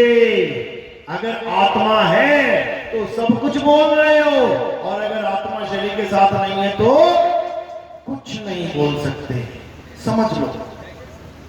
तो अब करना क्या है? अब इसी आत्मा को जानना है जिसकी वजह से तुम हर काम कर रहे हो, जिसकी वजह से घर वाले तुम्हें घर में रहने दे रहे हैं। किसकी वजह से? तुमने 50 करोड़ का मकान बनाया है, तुम घर वालों को क्या कह रहे हो? मेरा मकान है, मेरा है, बाहर निकाल दूंगा, मेरा है, मेरा है, मेरा है। और जैसे ही आत्मा ने शरीर छोड़ा तो उन्होंने मिलकर तुम्हें ही निकाल दिया। समझो, अगर तुम घर में रह पा रहे हो, रात भर बिस्तर पे सो पा रहे हो, आत्मा की वजह से। घरवाली तुम्हारे साथ सो रही है, तुम्हारे साथ घरवाला सो रहा है, आत्मा की वजह से। और मुर्दा हो गया ना, और कोई कहे सोले जरा 2-4 रात इसके साथ, कहो यार चिपक जाएगी भैया, रात में भूत बन जाएगी। आत्मा की वजह से तुम्हें सारा प्रेम मिल रहा है। आत्मा की वजह से बच्चे तुम्हें पापा जी कर रहे हैं। आत्मा की वजह से पापा तुम्हें बेटा जी कर रहे हैं, तुम्हें प्यार कर रहे हैं। और जैसे ही आत्मा ने शरीर को छोड़ दिया, अब वही पिताजी उठा के क्या करेंगे? राम नाम सत्य कर देंगे तुम्हारा। जहां तुम्हारी हल्की सी उंगली आग में लगी और दुख मनाते हैं, अरे मेरे बेटे की उंगली जल गई, वही उठा के पूरा बेटा ही आग पे रख देंगे। तो अगर तुम बचे हुए हो ना आत्मा की वजह से, तो क्या करना है? अरे जल में नीन प्यासी, मोहे देखते आवे हंसी। अब कौन सा ज्ञान चाहिए हमें? आत्म ज्ञान बिना नर भटके, कभी काबा कभी काशी। अब हमें कौन सा ज्ञान चाहिए? हिंदी के अक्षर नहीं कि अजर नाम, अमर नाम, आदि नाम, फलाना नाम, ठिकाना नाम, ये नहीं चाहिए। अब हमें कोई अंग्रेजी के अक्षर नहीं चाहिए, यहोवा यहोवा हालेलुया कर रहे लोग। अब हमें कोई अरबी का अक्षर नहीं चाहिए कि अब तुम अल्लाह करो, या खुदा करो। अब हमें किसी पंजाबी का अक्षर नहीं चाहिए कि सत श्री अकाल वाहिगुरु जपना है। अब हमें क्या चाहिए? आत्मा चाहिए, जिसकी वजह से ये सारे नाम तुम्हारे गले से निकल रहे हैं। उस ताकत को जानना है। आत्म ज्ञान बिना नर भटके, मंत्र ज्ञान बिना नहीं कि मंत्र ज्ञान बिना नर भटके। गुरु जी से मंत्र लेने जाना है, नहीं चाहिए मंत्र। कबीर साहब क्या कह रहे हैं? अरे तंत्र मंत्र सब झूठ है, इनमें न भर में कोई, और सार शब्द जाने बिना कागा हंस ना होए। ये मंत्रों का खेल नहीं है, ये 52 अक्षरों का खेल नहीं है, हटाओ इसे। ये किसका खेल है? ये आत्म ज्ञान का खेल है। अरे जब लग नाची नोगे आत्म, तब लग ना मिली है परमात्म। आत्म चीने परमात्म चीने, संत कहावे सोए, यह भेद काया से न्यारा, पूछे बिरला को। कबीर साहब समझा रहे हैं कि तुम परमात्मा को खोजने के लिए भाग रहे हो, इसीलिए नहीं मिल रहा है। तो क्या करना है? अपनी आत्मा को खोजना है। और जैसे तुम अपनी आत्मा को खोज लोगे, आत्म मंथन करोगे, उसी में तुम्हें परमात्मा मिलेगा। इसी को साहिब ने बोला, ज्यों तिल माही तेल है और ज्यों चकमक में आग, तेरा साईं तुझ में है, जाग सके तो जाग। अब साईं को ढूंढने कहां जा रहे हैं? हिंदू जा रहा है मंदिर में, मुस्लिम जा रहा है मस्जिद में, सिख जा रहा है गुरुद्वारे में, ईसाई जा रहा है चर्च में, कबीरपंथी जा रहा है काशी में। मंदिर बना दिया। बताओ, कबीर साहब सारी उम्र मंदिर का घोर खंडन करते रहे और इन लोगों ने कबीर साहब का ही मंदिर बना दिया। बहुत बढ़िया। कबीर साहब कहते रहे, अरे पत्थर छोड़ दो, पाथर पूजे हरि मिले, और तो मैं पूजू ऊंचू पहाड़, इन लोगों ने कबीर साहब ने पत्थर की मूर्ति बना दी। तो भैया कहां से तुम कबीर बनती हो, कहां से हो? केवल नाम धराने से कोई कबीर बनती हो जाता है? काली सी लड़की हो गई घर में पैदा, नाम रख दिया रोशनी, तो भैया नाम रोशनी लगने से चमक थोड़ी नहीं जाएगी वो। पारक नाम की कोई चीज नहीं है, नाम रख दिया पारक। पूछो पारक किया किसी चीज का? शब्द का पारक किया? कहते शब्द ही कुछ नहीं होता। तो भैया पारक किस नाम का? पारक का है रख लिया नाम, क्योंकि कबीर साहब की वाणी में पारक का जिक्र आता है। अरे संत मेरे सभी बने, अपनी अपनी ठौर, शब्द विवेकी पारखी सो माथे का मोर। माथे के मोर बनने के लिए अपने पंथ का नाम ही रख लिया पारक पंथ। अब उनसे पूछो कि पारक किस चीज की करी तुमने? शब्द होता क्या है? कहते शब्द नाम की कोई चीज नहीं होती। बताओ, यानी हीरा नहीं है, हीरा नाम की कोई चीज नहीं है, लेकिन लाला जी जौहरी बन के बैठे हुए हैं। हम जौहरी हैं। किस चीज की बात करते हो? हीरे की? अरे हीरा होता ही नहीं है कुछ, तो जौहरी कहां से हो गए? तो समझ लो। तो साहिब समझा रहे हैं कि जब तक जौहरी गुरु तुम्हारे जीवन में नहीं आ गया, पारखी गुरु तुम्हारे जीवन में नहीं आ गया, और पारखी गुरु किसकी परख करवाएगा? शब्द की। अरे शब्द शब्द बहु अंतरे, सार शब्द मत लीजिए, और कहें कबीर जहां सार शब्द नहीं, दृढ़ जीवन सो जीजिए।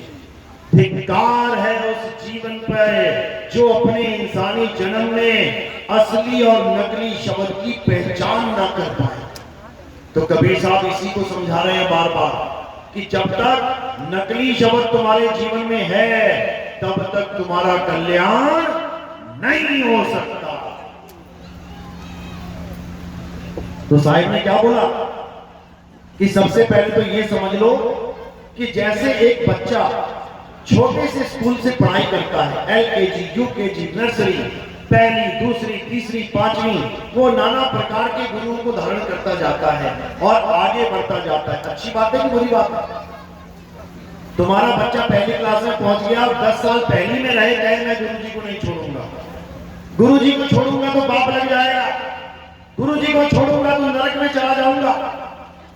अच्छी बात है कि बुरी बात है? बुरी बात है। तुम ही मारोगे पकड़ के, 10 साल लोगे तो पहली पास नहीं होगा। गुरुजी भी डंडे लगाएंगे, कैसा बेटा, कैसा बच्चा मेरी किस्मत में पड़ गया, क्लास में आ गया, आगे नहीं बढ़ रहा। यानी गुरु हमारा ज्ञान है, देह नहीं है। देह गुरु को छोड़ के आगे बढ़ेगा तभी आगे का ज्ञान प्राप्त करेगा। किसी गुरु को छोड़ के आगे बढ़ जाना पाप है क्या? क्या पाप है? जो गुरु तुम्हें कहते हैं कि अगर तुम गुरु को छोड़ के चले जाओगे तो तुम पाप के भागी हो जाओगे, नरक में चले जाओगे, वही गुरु दूसरे गुरु का चेला उसको छोड़ के आता तो उसको अपना बना लेते हैं। वही गुरु। या तो तुम भी आ जाओ फिर मैदान में भाई। अगर मैं तुम्हें छोड़ के नहीं जा सकता कहीं, तो जो कोई और छोड़ के अपने गुरु को तुम्हारे पास आ रहा है, उसको तुम नाम दीक्षा नहीं दोगे। तब तो समझ में आता है कानून सबके लिए एक है। मैं छोड़ के नहीं जा सकता और बाकी सारे छोड़ के मेरे पास आ जाओ, ये कहां का ज्ञान है भाई? तो कबीर साहब कहते हैं पहली बात तो ये समझ लो कि गुरु देह नहीं होता। ये शरीर जो तुम्हें दिख रहा है, ये गुरु है क्या? ये गुरु जी है क्या? अगर ये गुरु है तो पक्का मरेगा, पक्का मरेगा। और अगर ये किसी चेले का गुरु है तो चेला भी पक्का मरेगा। समझ लो क्यों? क्योंकि ये काया 100% मरेगी मरेगी। बचेगा कोई क्या? हाथ खड़ा करो जो बचेगा। बच जाओगे? ये काया बच जाएगी? बहुत बढ़िया।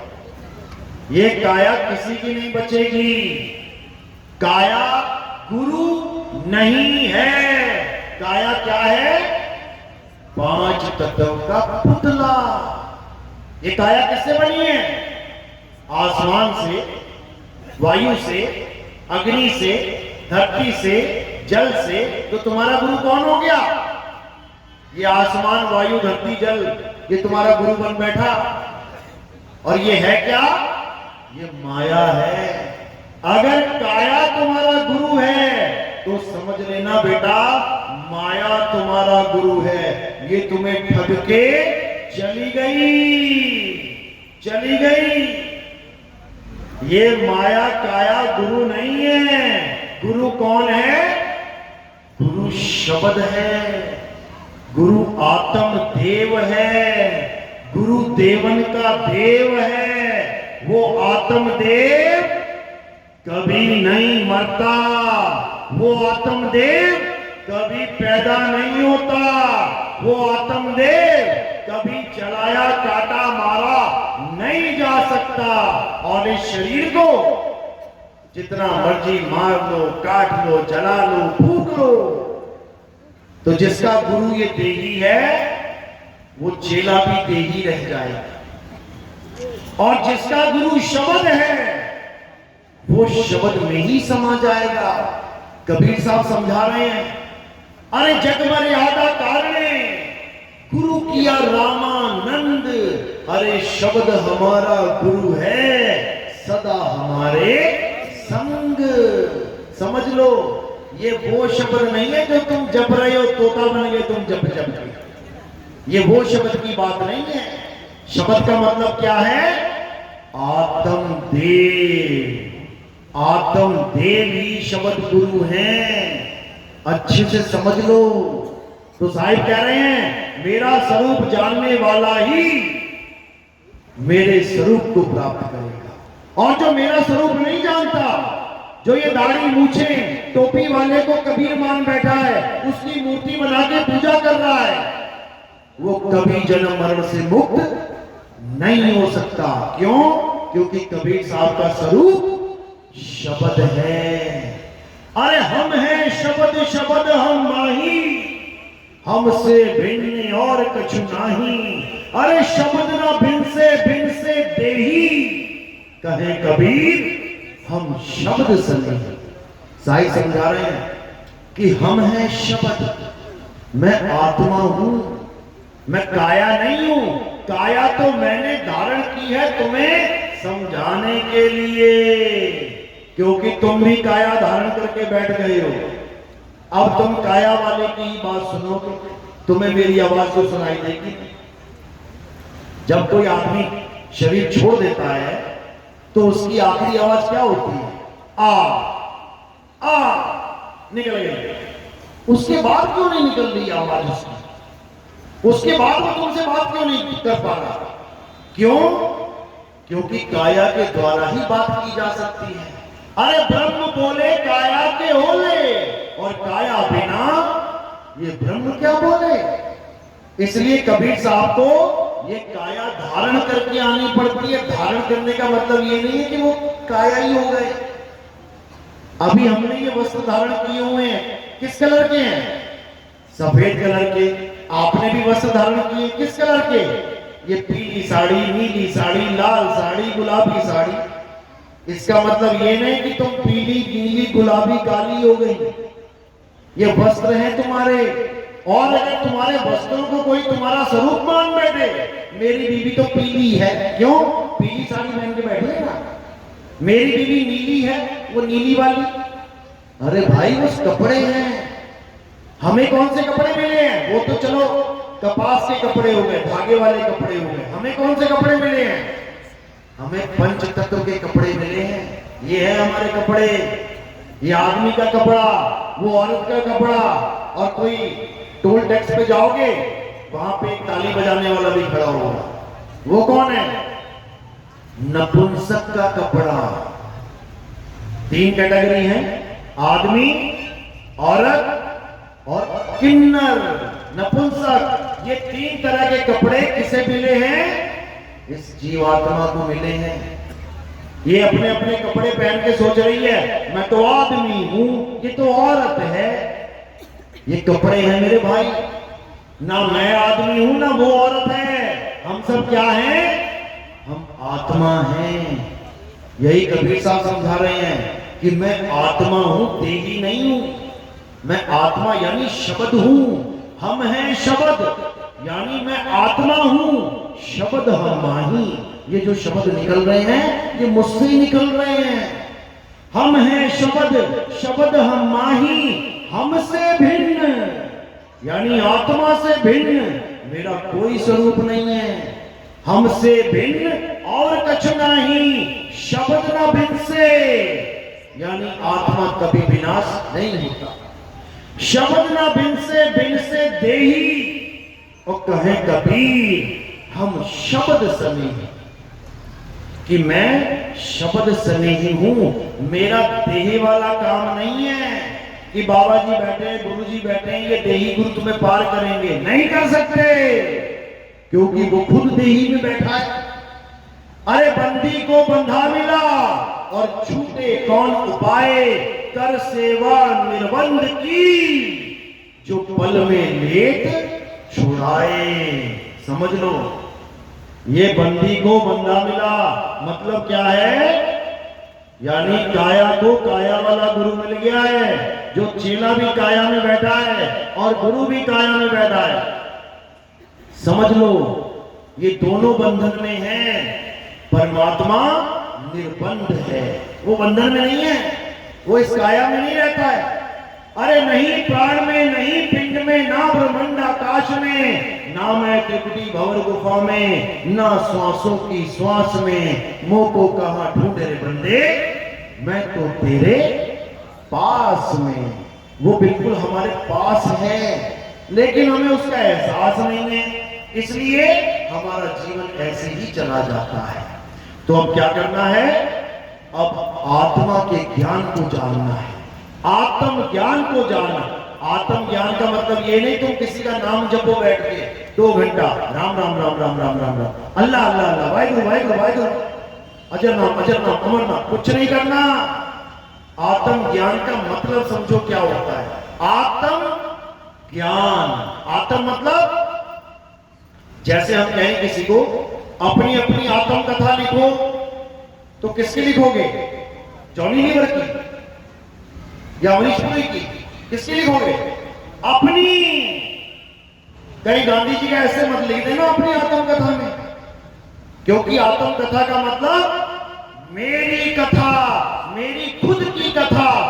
आत्महत्या क्या होता है, पड़ोसी को गोली मार दोगे, आत्महत्या हो गई।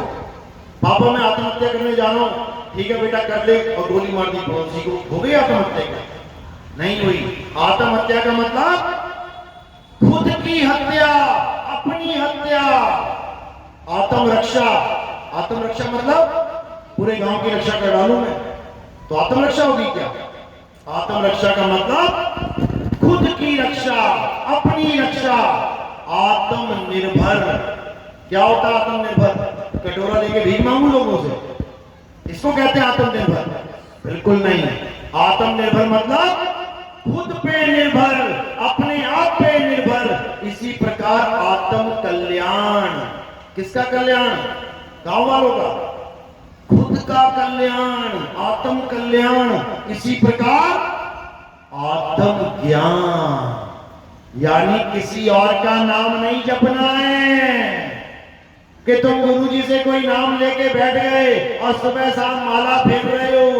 यह आत्मज्ञान नहीं है। आत्मज्ञान यानी खुद का ज्ञान, मेरा अपना ज्ञान, मैं कौन हूं, इसको जानना ही आत्मज्ञान कहलाता।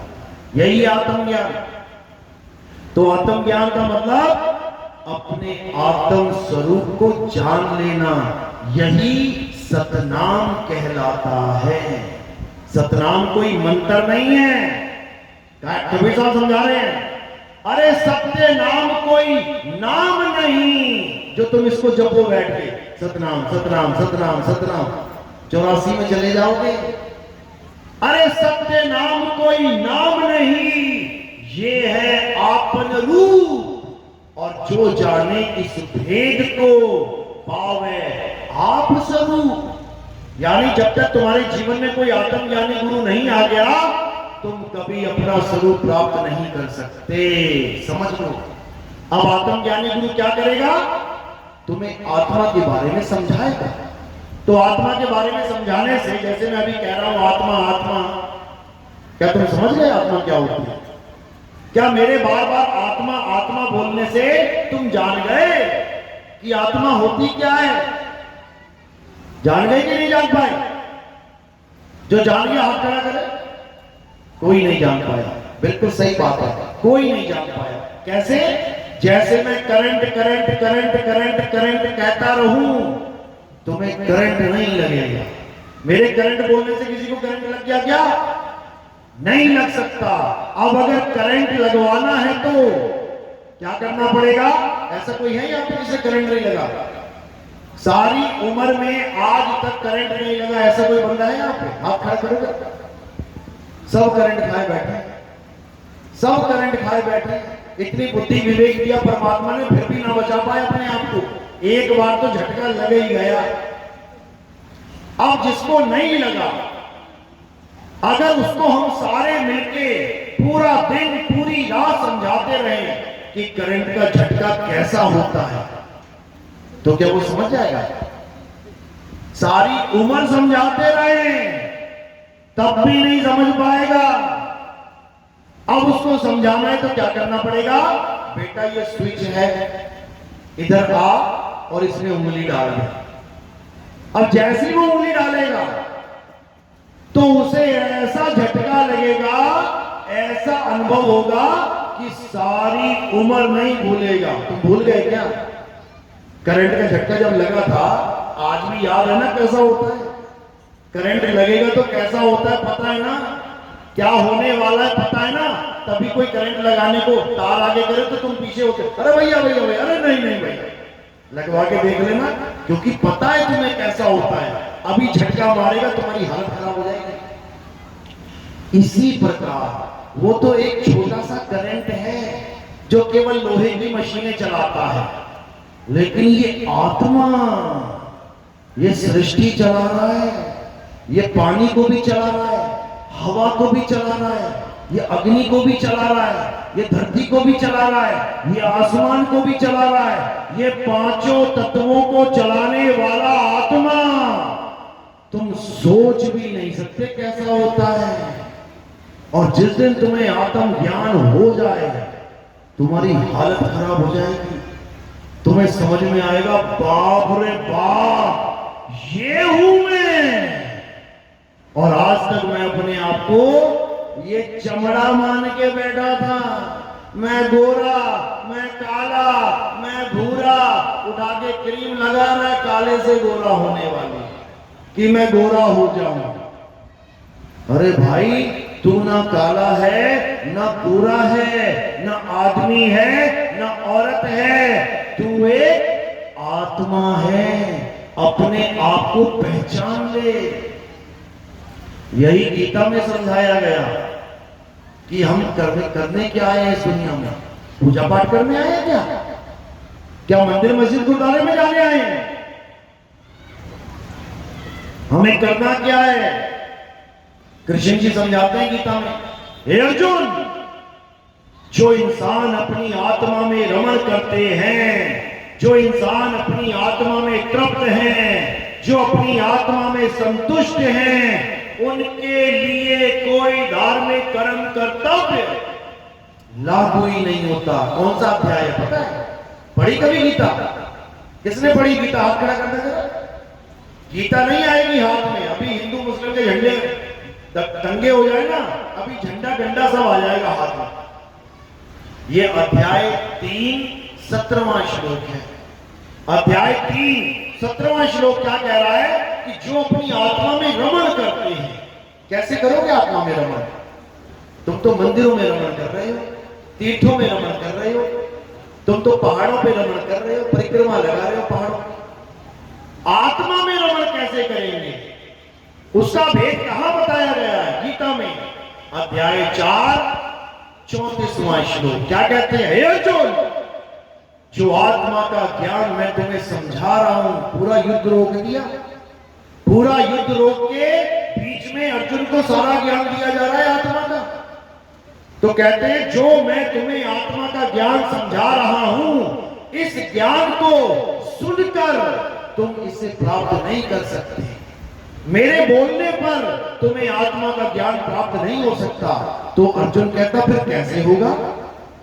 तो क्या कहते हैं, हे अर्जुन, जो ज्ञान मैं तुम्हें समझा रहा हूं, इस सत्य वस्तु को, इस सत्य ज्ञान को प्राप्त करने के लिए तुम ऐसे तत्वदर्शी संत की शरण में जाओ, दंडवत करके, उसको प्रणाम करके, उसको सेवा भाव से, छल कपट से रहित होकर उनसे ज्ञान की भीख मांगो, उनसे दीक्षा मांगो। वो सत्य को जान चुका है, वो तुम्हें भी तुम्हारा सत्य जनवा देगा। अध्याय 4 34वां श्लोक। गुरु की महिमा गाई है, और मंत्र देने वाले गुरु की नहीं, कि गुरु के पास जाओ, हिंदी के नाम ले आओ, गुरु के पास जाओ, अंग्रेजी के नाम ले आओ, गुरु के पास जाओ, ये 52 अक्षरी नाम ले आओ। गुरु के पास जाओ, तत्व का ज्ञान लेने जाओ, तत्वदर्शी संत के पास जाओ। तत्वदर्शी संत तुम्हें क्या बताएगा?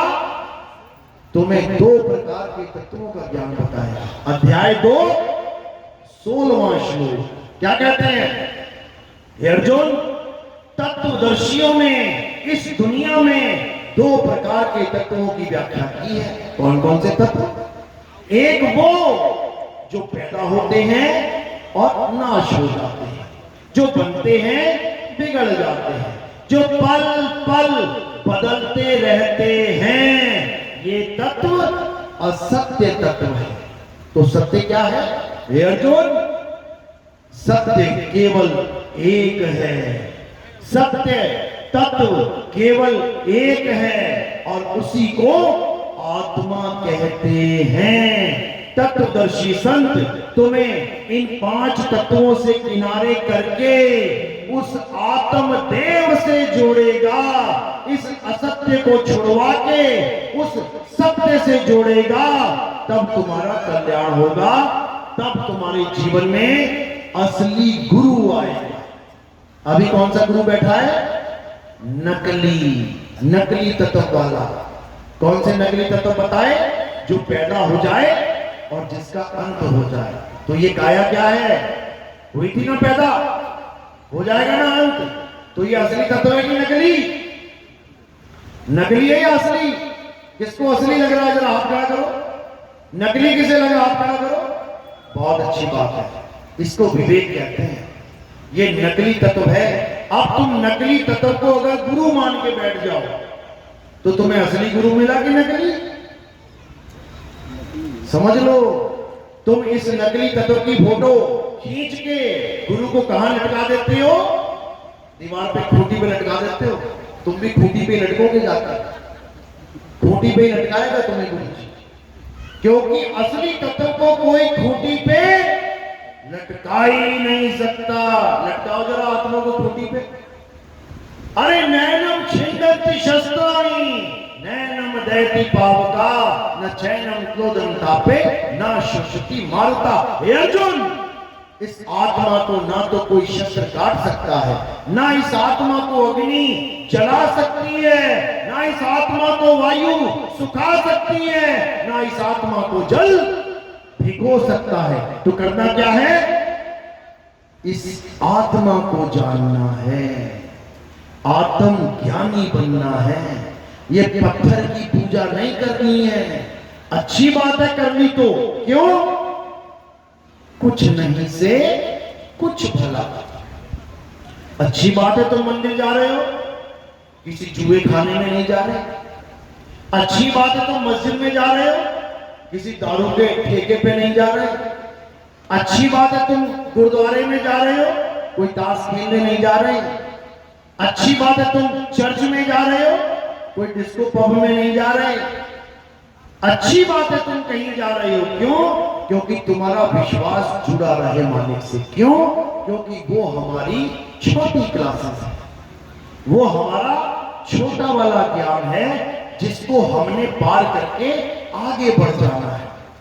हमारा भगवान, हमारा परमात्मा पत्थर कभी नहीं हो सकता। इसीलिए कबीर साहब कह रहे हैं ना, पाथर पूजे हरि में। इसका मतलब ये नहीं कि कबीर साहब भगवानों के खिलाफ है, बिल्कुल नहीं। कबीर साहब तो हमें समझा रहे हैं कि भगवान पत्थर का नहीं होता। कौन सा भगवान पत्थर का था? राम जी पत्थर के थे? किसको लगता है राम जी पत्थर के थे? हाथ खड़ा होगा, एक भी हाथ नहीं खड़ा होगा। ना राम जी पत्थर के थे, ना कृष्ण जी पत्थर के थे, ना हनुमान जी पत्थर के थे, ना भोले शंकर पत्थर के थे, ना दुर्गा माता पत्थर की थी। कौन था पत्थर का? अहिल्या। सुना नाम? अहिल्या पत्थर की हो गई थी। किसने बना दिया पत्थर? उसी के पति ने श्राप दे दिया था गौतम ऋषि ने। क्यों दिया था? क्योंकि उसके घर में इंद्र आ गया था उसकी पत्नी के साथ व्यभिचार करने के लिए।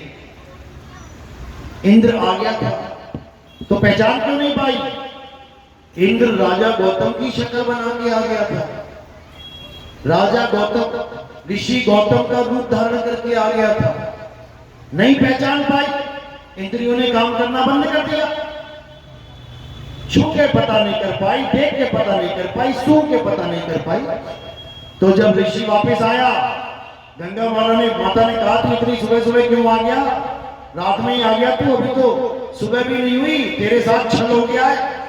जा अपने घर देख कौन है। जब वहां जाता है तो वहां कौन है? देवताओं का राजा भाग रहा होता है। देवताओं का राजा, राक्षसों का राजा नहीं, देवताओं का राजा, जिसको हम बड़े गर्व से कहते हैं कि हम तो देवी देवताओं की पूजा करते हैं। देवी देवता छोड़ो, उनका राजा ये काम करने के लिए घुसा हुआ था वहां पे। अच्छा काम करने के लिए आया था क्या? देवताओं का राजा है जो तुम्हें स्वर्ग की टिकट कटाई जाती है ना, स्वर्ग चले जाओ। स्वर्ग का राजा कौन है? यही महाराज जी हैं। समझ लो, इन्हीं की प्रजा बन जाओगे बैठ के वहां पे। तो यही श्राप दिया अहिल्या को कि पत्थर की हो जा। तू अपने पति में और उसमें फर्क नहीं कर पाई, ये तेरी इतनी इंद्रियों का फायदा क्या है? जा पत्थर की हो जा। तब वो बोली, महाराज श्राप तो दे दिया पर निवारण कब होगा?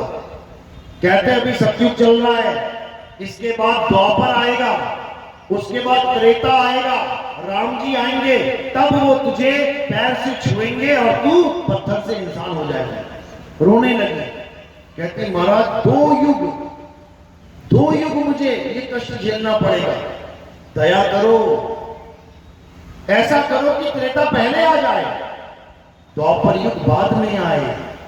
तो ऋषि क्या कहता है? तथास्तु, ऐसा ही होगा। इसीलिए एक के बाद दो, दो के बाद तीन आता है, लेकिन यहां पर एक के बाद तीन, तीन के बाद दो आ गया, क्योंकि सत्य एक है, इसलिए सतयुग है। एक के बाद दो यानी द्वापर आएगा, दो के बाद तीन यानी त्रेता आएगा। लेकिन एक श्राप की वजह से द्वापर बाद में आया, त्रेता पहले आ गया। अब राम जी जब त्रेता में आए तो उन्होंने उस पत्थर को छुआ पैर से और वो पत्थर से इंसान हो गई। तो सोचो भगवान कितना महान है, जो पत्थर को इंसान बना देता है। और सोचो इंसान भगवान से भी महान है, जो भगवान को पत्थर बना देता है। समझ लो, भगवान वो है जो पत्थर को इंसान बना दिया, और इंसान वो है जो गांव गांव में भगवान को ही पत्थर बना दिया। क्यों बनाया? अज्ञानता के कारण। भाव में कोई कमी नहीं है भाई, भाव तो इतना है कि चाहे बारिश हो चाहे आए आंधी, शिवलिंग पे जल चढ़ाना है तो जाना है। तुम अभी 4 किलोमीटर दूर सब्जी लेने नहीं जा सकते, कांवड़ लेके जाते हैं 200 किलोमीटर दूर पैदल 50 लीटर जल उठा के। भाव में कोई कमी नहीं है। कमी किसमें है? ज्ञान में कमी है, ज्ञान में कमी है। जिस दिन तुम्हें गीता समझ में आने लग गई, जिस दिन तुम्हें कबीर वाणी समझ में आने लग गई, उस दिन तुम्हारी ये सारी छोटी क्लासेस पार हो जाएंगी। इसमें कोई बुराई नहीं है कि कोई मंदिर बुरा है, मस्जिद बुरा है, बिल्कुल नहीं। मंदिर जाना भी पुण्य है, मस्जिद जाना भी पुण्य है, चर्च जाना भी पुण्य है, गुरुद्वारे जाना भी पुण्य है, लेकिन बंधन से मुक्त नहीं होते। क्यों? अरे पाप पुण्य ये दोनों बेड़ी, एक लोहे एक कंचन केरी। चाहे तुम पाप करो चाहे तुम पुण्य करो, तुम कभी मुक्त नहीं हो सकते। मुक्त कैसे होगे? केवल और केवल आत्म ज्ञान से, केवल आत्म ज्ञान से। तो आत्म ज्ञान का मतलब अपने आप को जानना, अपने असली सत्य स्वरूप को पहचानना, जो परम पिता परमात्मा का ही स्वरूप है। गाते भी हैं कबीर पंथी, अरे सत्य स्वरूपी नाम साहिब का, सो निज नाम हमारा। यानी मेरा नाम और परमात्मा का नाम दो नहीं है। इसीलिए हिंदुओं में एक मंत्र बहुत चलता है, कौन सा? सोहम। जिसने कभी हिंदुओं का गुरु धारण किया होगा वो जान पाएगा कि सोहम मंत्र दिया जाता है। सोहम का मतलब पता है क्या है? सोहम का मतलब है जो तू, सोहम। जैसा तू वैसे हम। समुद्र में से एक गिलास पानी उठा के ले आओ, अब जैसा समुद्र का पानी वैसा ही इस गिलास का पानी है। जो तू सो हम। लेकिन ये पानी अपने आप को गिलास मान बैठा है। दिक्कत ये है, 100 प्रकार के घड़े हैं, कोई छोटा कोई मोटा, कोई टेढ़ा कोई आड़ा, कोई तिरछा, कोई गोल कोई मटोल, कोई लंबा कोई ऊंचा, कोई कैसा कोई कैसा, लेकिन पानी सब में एक जैसा है। अब पानी अपने आप को नहीं जान पा रहा है कि मैं क्या हूं। पानी अपने आप को घड़ा मान बैठा है। ये देखो कितने घड़े बैठे हैं, ये मिट्टी के घड़े हैं।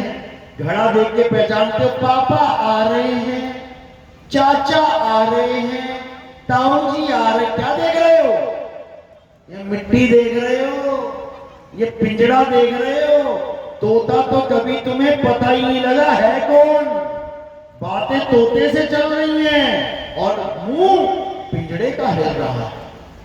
ये जो तुम्हारा मुंह हिल रहा है ना, हमारा मुंह हिल रहा है, ये पिंजड़ा है। ये पिंजड़े का मुंह हिल रहा है और तोता कोई और है जो इस पिंजड़े को छोड़ के एक दिन चला जाएगा। तो इससे पहले कि वो चला जाए उसको असली ठिकाना बता दो, समझ लो।